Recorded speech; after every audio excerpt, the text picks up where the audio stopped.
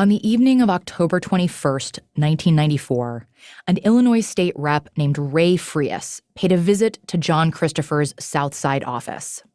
The low-slung, unassuming brick building on West 74th Street was on a block that dead-ended by some train tracks, making it an ideal location for a clandestine meeting. Have a seat, gentlemen. Neither one of us can stay long. He's got an appointment. I don't want to stay long. I want to get this done with.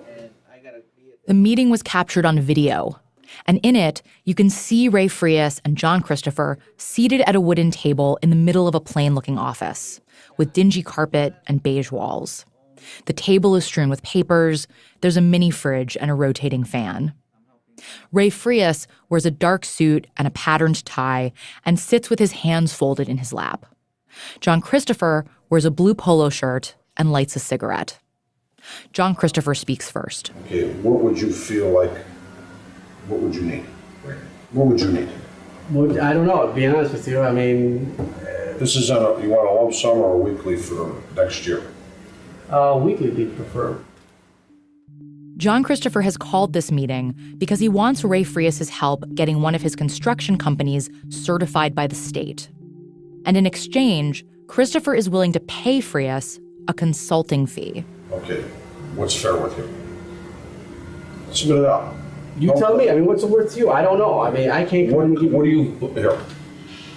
you believe you could do for me? Do you believe you could help me? What you're hearing is tape of John Christopher trying to bribe a Chicago politician. Eventually, they agree that $500 a week is a fair price for this exchange. Would you feel $500 a week is okay to start? Until it proves up? Sure. Okay, and to give me a promise to act as an official capacity. That's as simple as that. Is that agreed? That's agreed. Okay, and that's a consulting fee that is not going to be reported. Is that fair? In previous episodes, we've had actors dramatize John Christopher's time in court because all we had were transcripts. But this is actually John Christopher. This tape is real. This recording is one of more than 1,000 audio and video tapes John Christopher made in secret while he was working undercover for the FBI. And it's one of 9 tapes that we got by suing the FBI earlier this year. It took us almost 3 years to get these tapes. And even though we only got 9, they provide a front row seat to how John Christopher operated as the FBI's prize informant. Back in John Christopher's office, he and Ray Frias had settled on $500 a week for this consulting fee. But then, Frias gets nervous. I'm a little... What? Spit it out. I'm a little tentative right now also. I mean, this is... What are you tentative about? I've never made any kind of arrangement like this before. Okay. As a legislator. So, what do you think you're a legislator for? Making money. Well, thank you. That's Okay, what, I mean, what do you about. think? Yeah, life's just... That's right, making money. About making money. If we can't make money, then... You think the politicians, what do you think, they get elected and they don't take money? Oh. Huh? You just got to find the right group.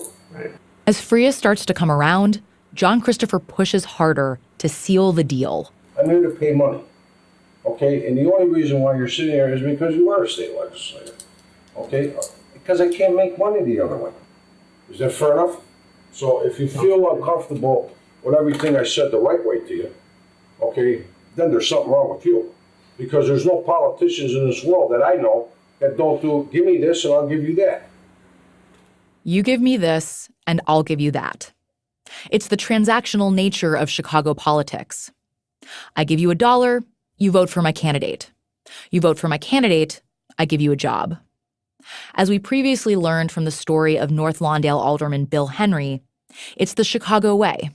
But in this case, it's not business as usual.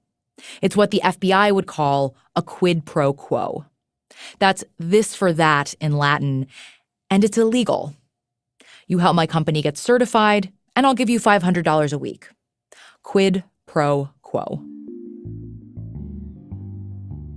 After the FBI had busted John Christopher for bank fraud, for falsifying his loan applications and walking away with millions of dollars he'd used to build up his businesses, the FBI flipped him, convinced him to wear a wire, and put him in the center of a new investigation. So wearing a wire and acting on the FBI's behalf, John Christopher went looking for dirty politicians. He found many who were willing to conspire, and some who were less so. Almost all of his targets were Black or Latino and came from segregated neighborhoods that industry had left. The FBI called this new undercover investigation Operation Silver Shovel. Silver, like the 30 pieces of silver Judas got for betraying Jesus, and shovel, like the bulldozers at John Christopher's dumps. The investigation was intended to tackle public corruption and would become one of the biggest corruption probes in Chicago history. But as it unfolded, Operation Silver Shovel seemed to replicate the harm John Christopher had caused in North Lawndale and became a grab bag for anything the FBI thought John Christopher could help them do. I'm Robin Amer, and from USA Today, this is The City.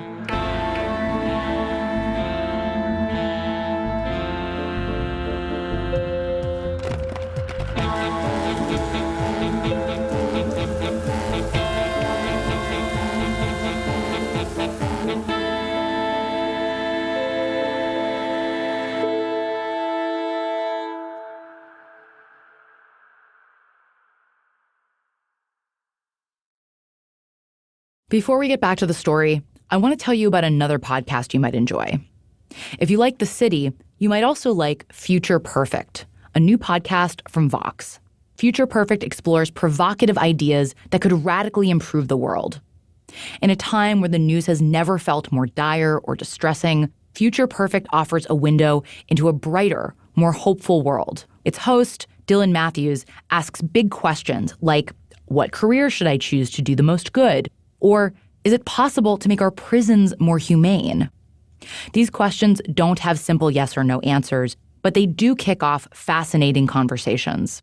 Listen to those conversations every Wednesday on Future Perfect by Vox.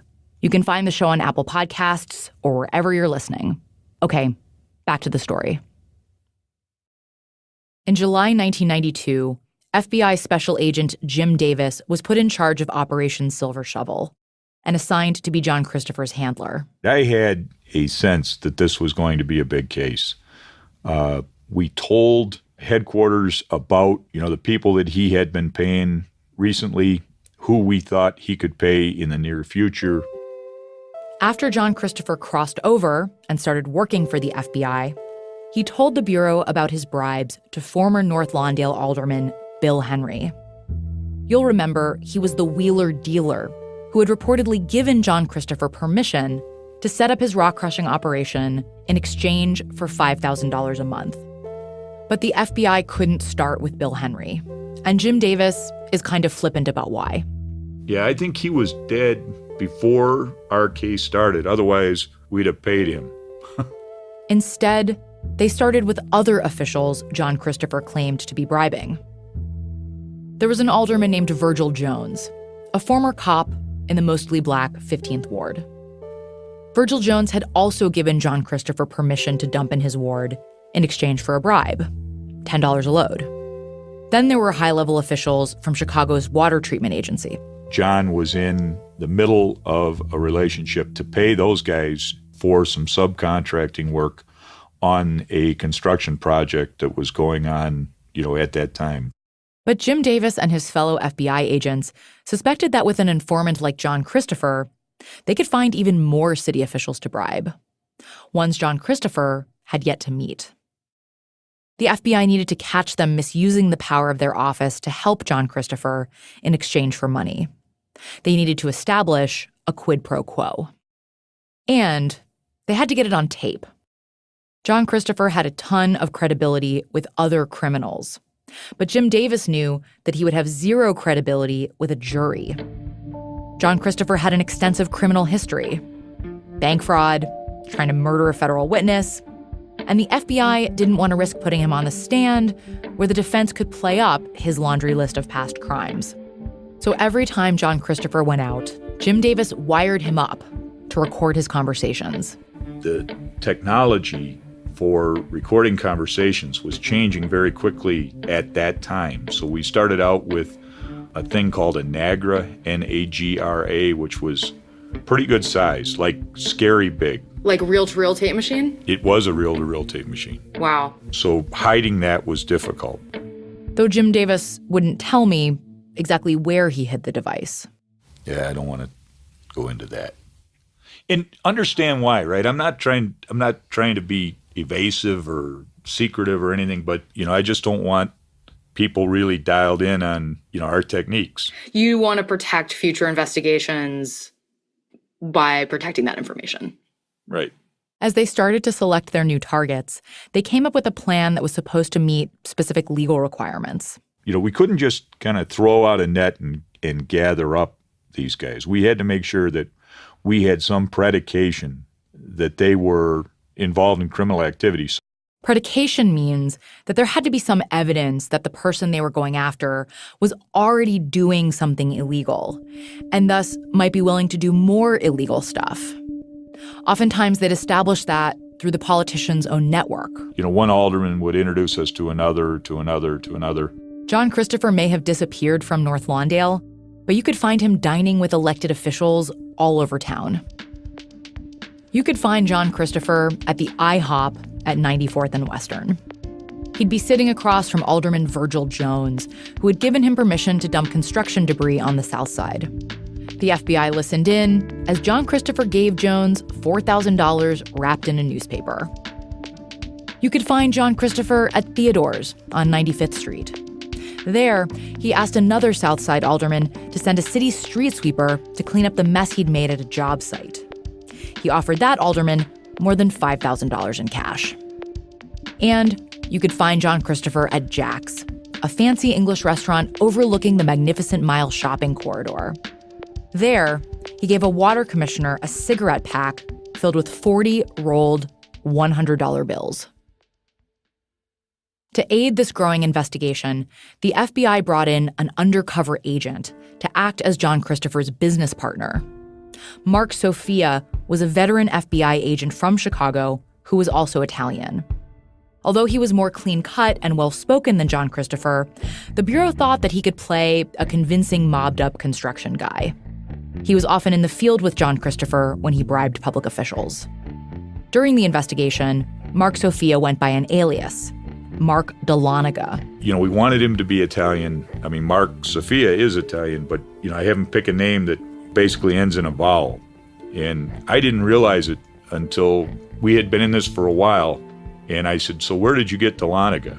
Dahlonega is not an Italian name. And Mark was a West Point grad and a Ranger, Army Ranger. And the third phase of Ranger training is based in Dahlonega, Georgia. And like his fake business partner, Mark Dahlonega was also all over town. Meeting with a state rep at a diner near Midway Airport, where he handed over the $500 John Christopher had promised. Or hunkering down in an undercover apartment in suburban Oak Brook Terrace, where he'd sometimes pay bribes in his bathrobe and count out money on the coffee table. So I saved about $2,000 based on the 2 weeks. And so we're sure that would be $1,000. Is that fair? In this video recording, Mark Sophia, as Mark Dahlonega, is paying a Southside alderman for helping John Christopher clean up a parking lot repaving job. Yeah. Okay. I want to short you. It's a little hard to hear, but that's Mark Sophia actually counting out money to give to the alderman. Okay, sir. The FBI cast a wide net. Between the two of them, John Christopher and Mark Sophia eventually tried to woo and then bribe at least 40 people. There were so many targets, and each had his or her own story. But let's drill down into one of these officials to better understand how the investigation played out in practice and what it felt like to be caught in John Christopher's web. That's after the break.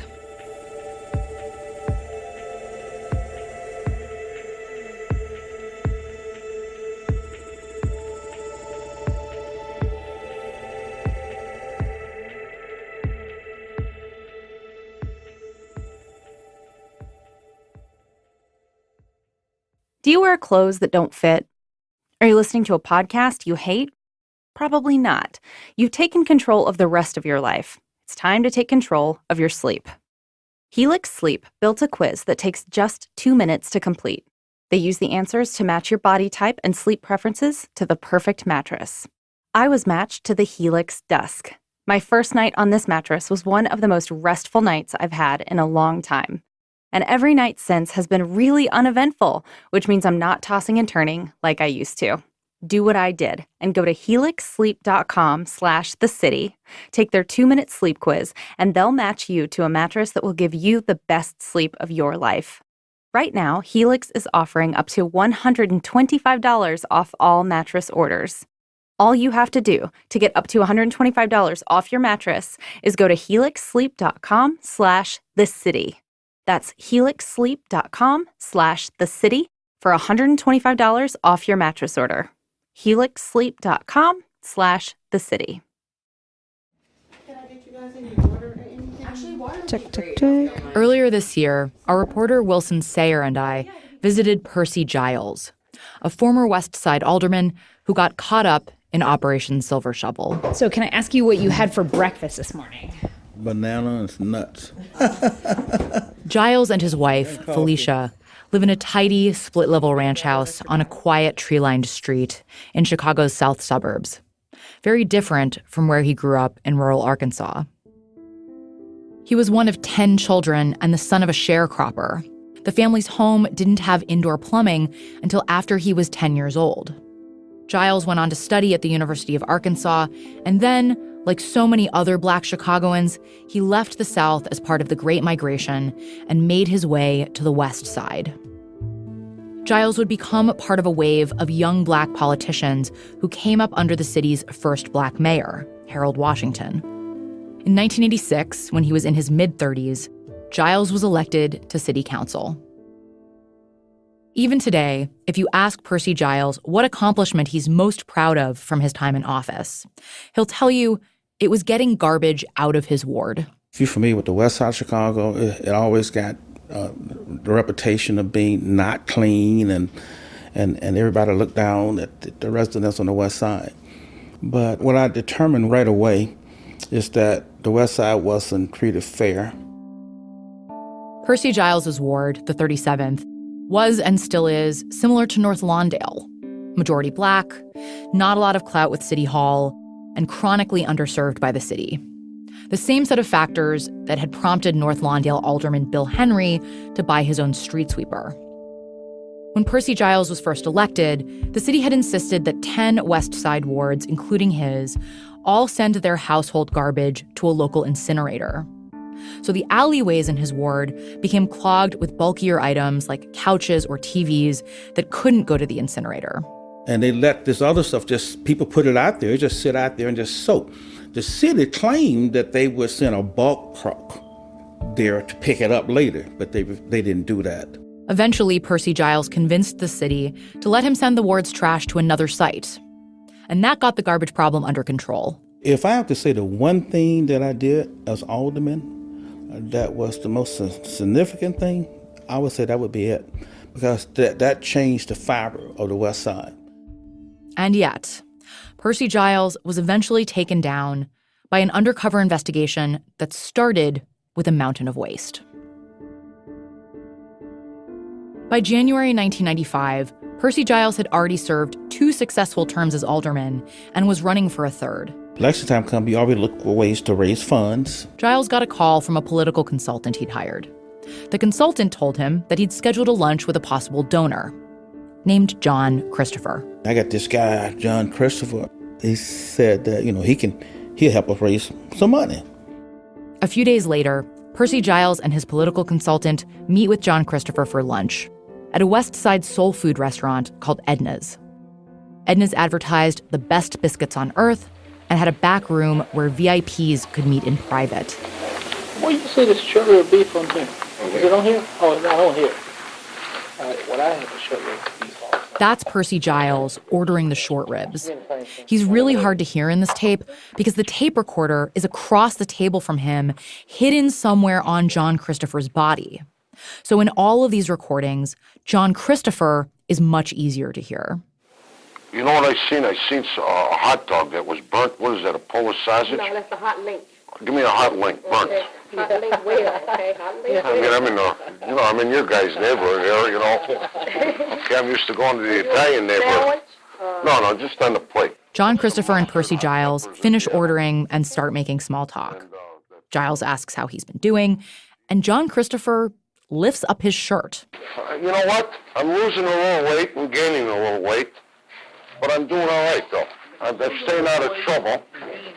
Well, you know what? See, when I'm with my wife, I gain weight. When I'm away from her, I lose weight.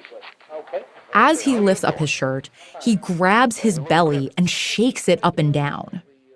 FBI agent Jim Davis would later tell me that when John Christopher did this, lift up his shirt, it was his way of signaling to Percy Giles or anyone else around that he was not wearing a wire. Though, of course, the only reason we're hearing this is because he was. How you doing?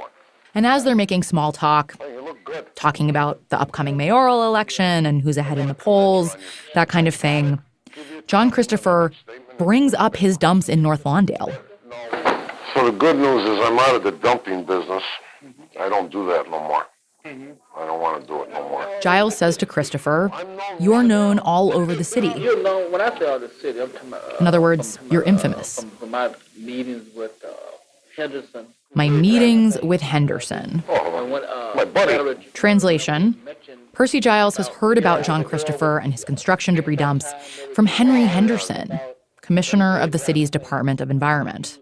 And now, for the first and maybe only time, here is John Christopher on tape defending his actions in North Lawndale. Okay, listen. We're no altar boys at this fucking table. Let's put it on the table here. I made a lot of money over there. And I got no balls about saying I made a lot of money. And you want to know something? My intentions weren't to hurt nobody there. I created jobs there. Percy Giles seems sympathetic to John Christopher. Giles explains that he had been meeting with Henry Henderson because he's now facing a situation similar to the one in North Lawndale. He had thrown his support behind a company called Niagara that had promised to bring 80 jobs to his ward. Niagara then set up a construction debris dump next to a beauty supply factory. The dirt and debris were now piled so high that runoff from the dump had flooded the factory's parking lot. Percy Giles was now taking heat from the factory's owners and the city and the press, including a reporter from the Sun-Times. And I just told her, well, look, I don't consider it to be no damn dump. And I just explained to her what it was, and she couldn't really say nothing. His political challenger in the upcoming election had also started using the dumps against him, putting up flyers around the ward that said the dump was toxic.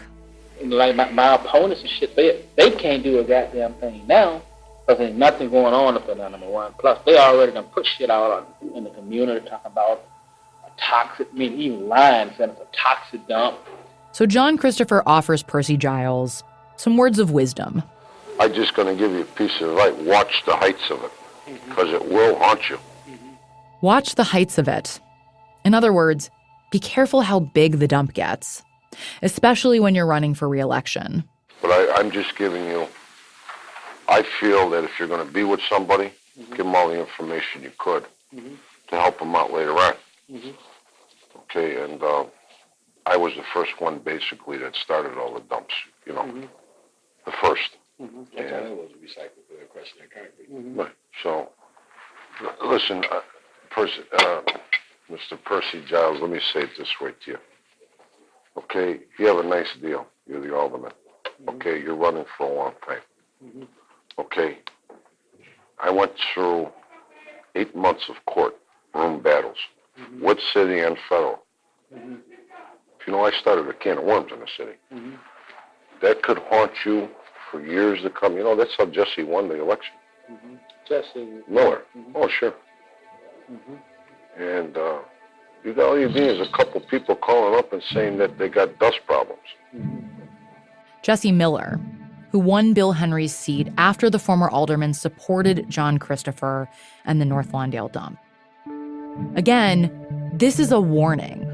Learn from what happened in North Lawndale. Now, take it from me. Would you take that from me? Okay.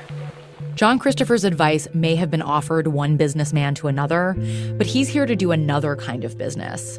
And all this small talk is probably just to establish trust. Because once they've built that rapport, John Christopher goes into deal-making mode.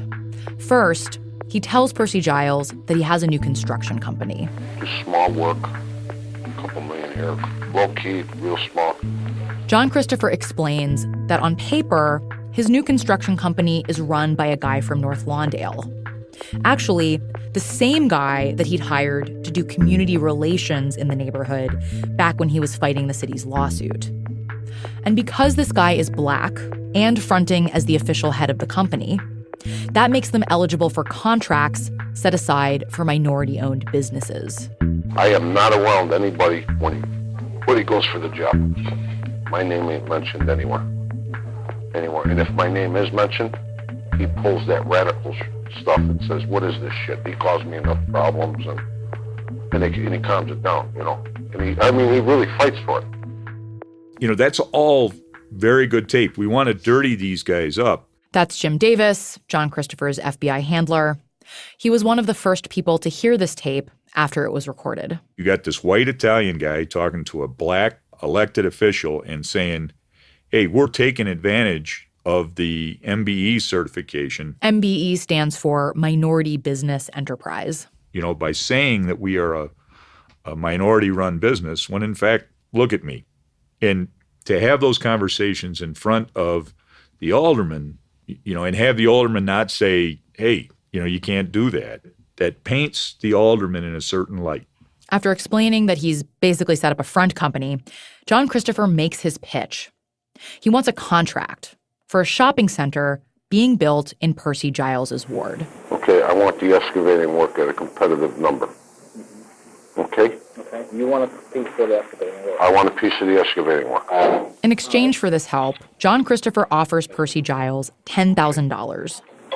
For that 10,000, what's gonna happen here is basically an effort to be given, okay, a commitment of trying to get some work. Is that what we're saying here? Mm-hmm. Okay, fine.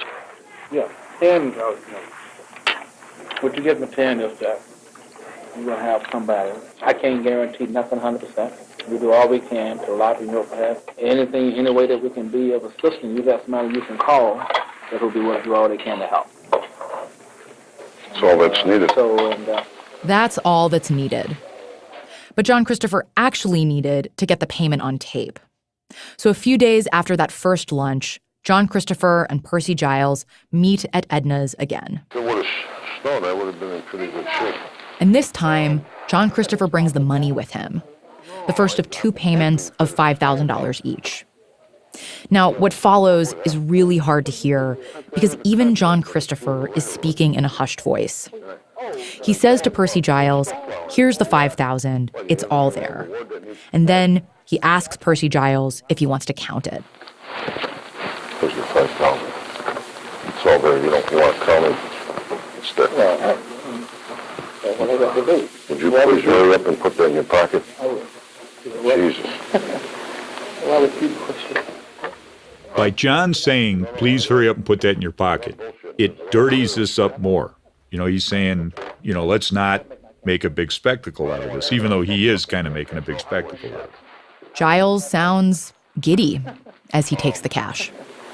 Thanks a lot. No, I'm not bullshitting. This is all serious shit. I know. Okay. That'll make my campaign. Well, I don't want to hear nothing about fucking campaigns. They're all full of shit. I win the election. To FBI agent Jim Davis, this is a slam dunk. They have a sitting alderman on tape taking money from their informant. But that's not how Percy Giles saw it. Giles admits taking the money, but swears that he believed it was a campaign contribution. It's why, when he takes the money, he says, I'll win the election. In the African-American community, it's difficult for us to raise money for elections. And that was like the best fundraising that I had. And that really did help me buy material and stuff for real. Yeah, what did $10,000 mean to your campaign efforts at the time? It meant a lot. Yeah, that was about a third of my campaign dollars. Yep. So this is a really big deal for you because you're running for re-election. You have a meeting with this guy that you think is a local businessman, and he's effectively just given you, in like 2 face-to-face meetings, a third of the money that you've raised so far for your re-election campaign. I thought it was a blessing. Percy Giles says he's still bewildered as to why the FBI chose him as a target. He argues that the FBI turned an otherwise loyal public servant into a figure of corruption. They sent somebody to me to manufacture a crime that they say that quote, whatever it is, quick quote, they manufactured that, then they say, oh, we got him. He committed a crime. And I wasn't doing anything to anybody but taking care of my business, my ward. I don't see how that's fair. I mean, to me, you can do that with anybody. Now, granted, some people are smarter than me. They're more political astute than me. They're around families who have been having business. They know how people are.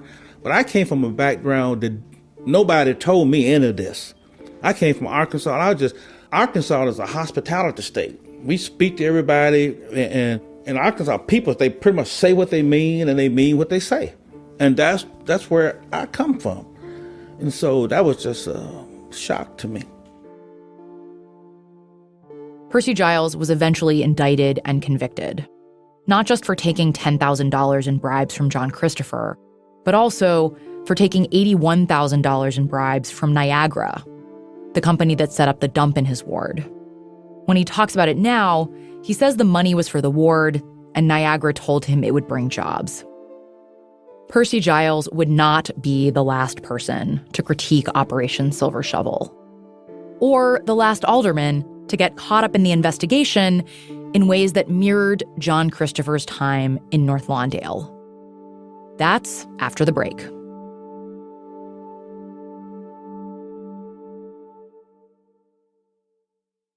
Sometimes the smallest thing can make a big difference. Take your socks, for example. They might not seem like the most important thing in the world, but think for a moment about the last time you wore a pair of socks that just weren't cutting it. An uncomfortable pair of socks can affect your whole day. That's why I love Bombas socks. They are truly the most quality-made and most comfortable socks I've ever worn. One of my favorite things about Bombas is that just as they're making a difference in my day, I know they're making a difference in someone else's. See, socks are the #1 requested item in homeless shelters across the U.S. When the founders of Bombas saw this statistic, they decided to do something about it. And that's why, for every pair of socks they sell, they also donate one to someone in need. To date, they have donated over 7 million socks to shelters in all 50 states. Bombas socks are available in a variety of different colors, styles, and sizes for men, women, and kids. They are so cute, and you can save 20% on your first purchase by visiting bombas.com/thecity. That's BOMBAS.com/thecity and entering the offer The City in the checkout code space. Although the FBI was successfully going after elected officials by offering them bribes in exchange for contracts or help from the city, it was often very hard for us to find something that these guys could do for us that we could pay them for. Because, as Jim Davis points out, there were a lot of rules that limited what the FBI could do. So we would have conversation where it was very clear that they wanted money from us and that they would do whatever we asked them to do. We just couldn't figure out what it was that we could ask them to do that wouldn't create, uncontrollable third-party liability. Third-party liability means harm to anyone who was not a target of the investigation. For example, if they got a city contract, it meant that another legitimate business would not get that contract. In some of the rock crusher scenarios that we ran as part of this investigation, if we set up a rock crusher in a neighborhood, there was impact on the people around where the crusher was placed. Some of the rock crusher scenarios. The FBI sent John Christopher to other aldermen to ask if he could set up other rock crushers in other wards. Almost always majority Black or Latino wards. But Jim Davis is careful to say that because of concerns about third-party liability, the Bureau never actually set up any rock crushers anywhere. We never actually placed the rock crusher anywhere. Instead, Jim Davis says they would bring politicians to another rock crusher John Christopher had. This one also predated Operation Silver Shovel and was out in Lamont in the western suburbs. Jim Davis called it a $500,000 prop. In other words, an expensive piece of equipment that was meant to be seen but not used. So the crusher operated out in Lamont, and we would take aldermen out to Lamont to see the crusher, right? So they could go out and see the thing in operation. And then, once the aldermen had seen the rock crusher, we'd identify a lot in their ward and say, this is where we want to put it. We would get their support, pay them for their support, and then we'd never put the crusher there. In practice, this was extremely confusing for the aldermen. Here's what it looked like to Larry Bloom, who was then alderman of the 5th Ward. He told me that he needed some overflow space because the space to which he was bringing the cement debris he needed more space. And would I help him find such a space? Bloom was the only white politician caught up in the probe. He was known as an independent and a reformer.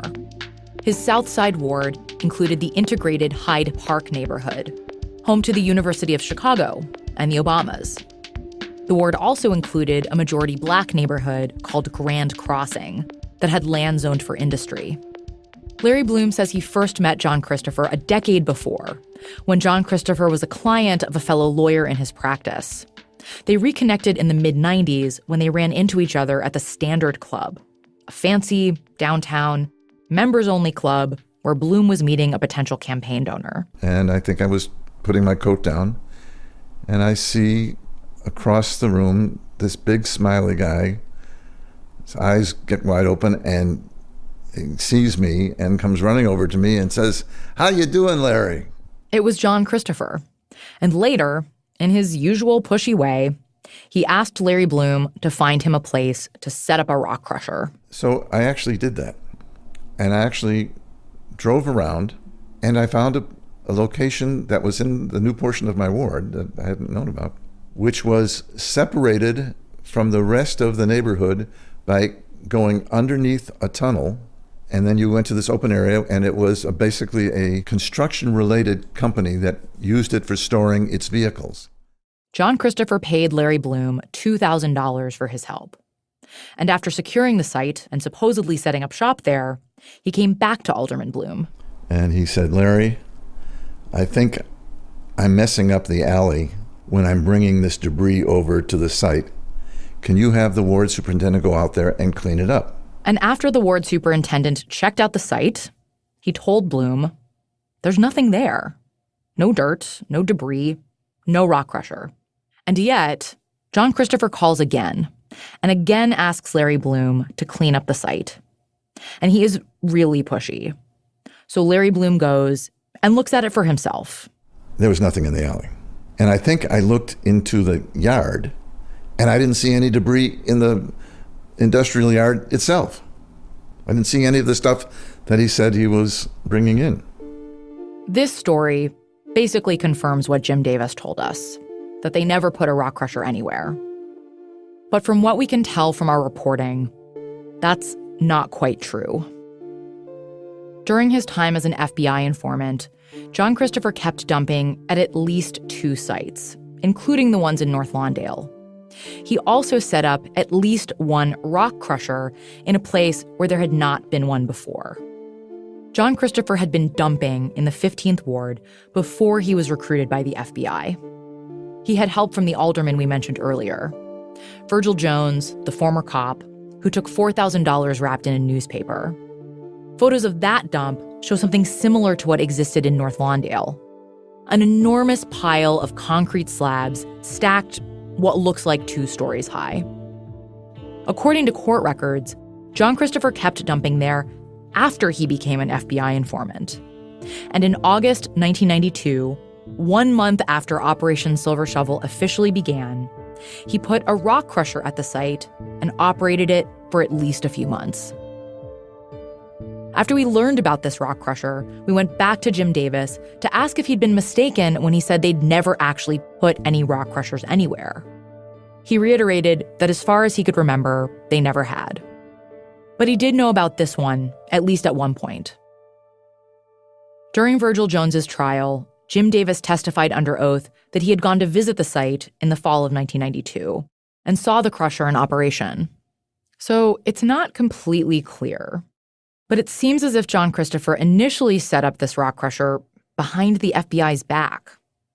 In a previous interview, Jim Davis told me that John Christopher would often do this kind of thing behind his back. You know, there were a couple of times where I went down to John's office, which was down in I think it was in the 76th and Western area, somewhere down there. And I'd walk around his yard and I'd see some piles of dirt building up, right? And I would tell him, get rid of those. So that's what he has a tendency to do. And we had to go out there and every once in a while tell him, hey, you can't do that. You got to get this dirt out of your lot. But that didn't mean the FBI didn't use the rock crusher to its advantage. The payments made to Virgil Jones for helping with this operation were part of the FBI's case against him. We reached out to Virgil Jones, but he never responded. At this point, we should take stock of all the politicians targeted by Operation Silver Shovel. There was Percy Giles, who's Black, Virgil Jones, who's Black, Ray Frias, Latino, Jesse Evans, Black, Alan Streeter, Black. In fact, every public official indicted during Operation Silver Shovel was Black or Latino, with the exception of Larry Bloom, who is white and Jewish.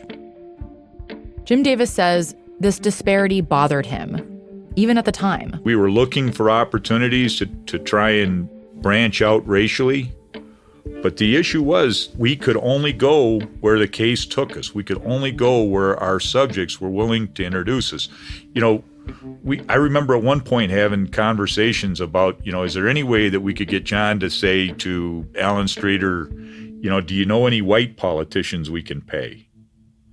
You know, and we didn't do that just because, you know, it would have been ridiculous to do it. You know, I mean, it would not have been a conversation that I think would have worked in the undercover scenario. Right, like, because then the question is, well, why would you ask me that? Like, that's kind of a weird thing for you to ask me, right? That's the concern? Exactly. We went where the case took us. He says that the path the investigation took is just evidence of the city's longstanding racial divides. You know, the reality of Chicago is that Black politicians know Black politicians, work with Black politicians, and the white politicians work with the white politicians. I frankly think that Chicago is one of the most segregated cities in the country. Yeah, you're not alone there. And I think that that's why this case seemed focused on Black politicians. That segregation was a driving factor here makes sense. It's the scaffolding on which you can hang almost every other fact about Chicago. The neighborhoods where John Christopher set up his dumps and rock crushers, neighborhoods like North Lawndale, were Black neighborhoods, but they were also neighborhoods that had gradually seen industry leave. They had a lot of vacant land, and the land was not redeveloped quickly, because it was not as valuable as land in wealthier white neighborhoods where developers were more interested in building. Which meant that when John Christopher was looking around for places he could convincingly put a dump or a rock crusher, even a fake one, he was almost certainly going to be looking in South and West Side wards, where land was cheap and plentiful and set up for industry. There just aren't nearly as many undeveloped lots on the North Side.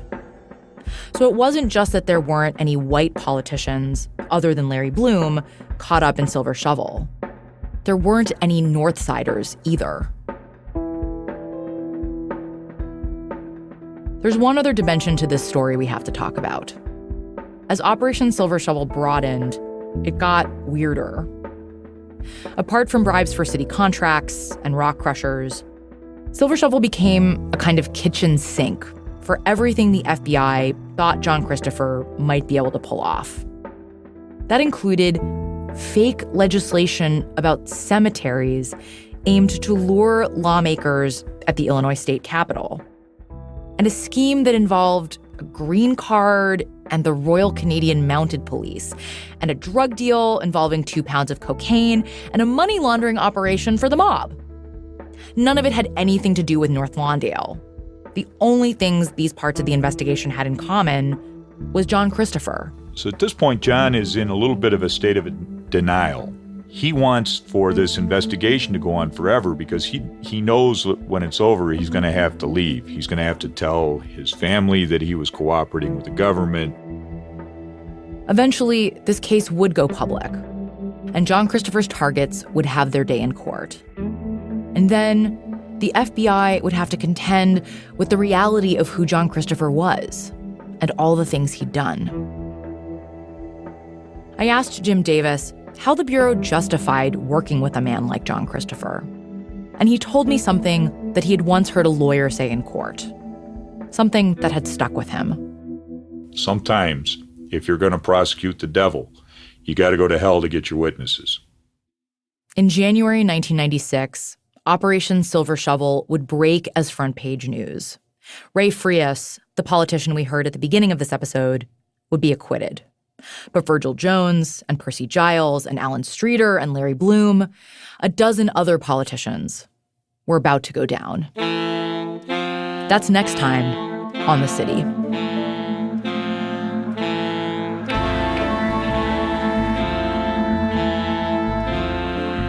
The City is a production of USA Today and is distributed in partnership with Wondery.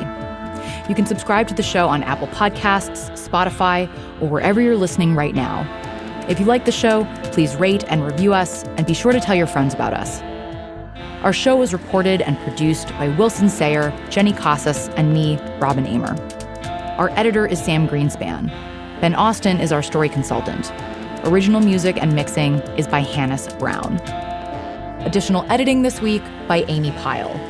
Additional production by Taylor Macon, Isabel Cockrell, Phil Corbett, and Bianca Medias. Chris Davis is our VP for Investigations. Scott Stein is our VP of Product. Our executive producer is Liz Nelson.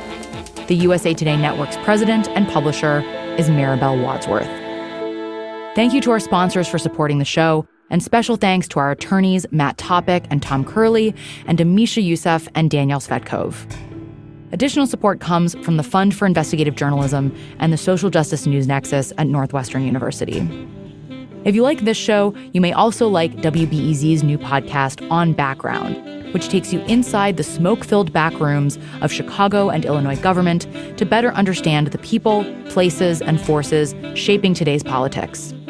I'm Robin Amer. You can find us on Facebook and Twitter at The City Pod, or visit our website where you can read transcripts of John Christopher's secret FBI tapes and more. That's thecitypodcast.com.